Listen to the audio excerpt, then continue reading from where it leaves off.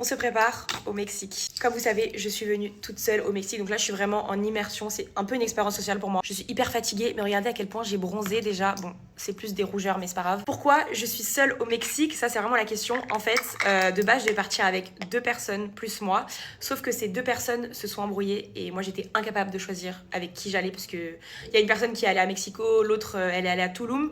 Du coup je me suis dit bon, je vais aller à Cancun, c'est entre les deux. Vu que de base j'étais vraiment toute seule, mon seul objectif ici c'était d'arrêter de dépenser de l'argent. Et mon deuxième objectif, c'était de me faire des amis. Sauf que j'ai trouvé aucun français jusqu'à aujourd'hui. Puisque ce matin, je me suis réveillée à 5h du matin pour me rendre sur une île. Et à ma grande surprise, il y avait plein de Français. En fait, j'ai cramé qu'ils étaient français parce qu'ils ont commencé à mettre du Joule sur le bateau pour aller à l'île.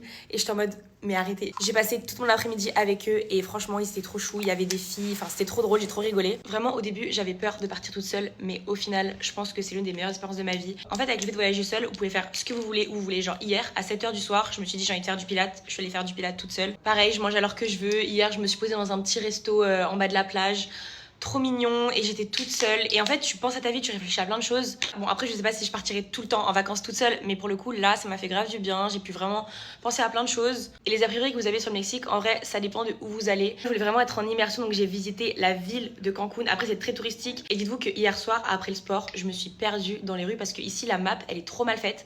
Je me suis perdue et je me suis retrouvée dans une jungle, dans des ruelles bizarres. J'avoue j'avais un peu peur mais je me suis dit vas-y c'est pas grave. Il y a beaucoup d'appareils sur le Mexique mais à part ça les Mexicains sont trop gentils. Il y a quand même des côtés safe, genre quand on prend des Uber, les femmes elles sont hyper gentilles. Et vous quand j'étais à l'aéroport pour venir dans la ville, il y a une femme qui m'a dit j'ai ta loc en direct donc t'inquiète si t'arrive quelque chose je le saurai.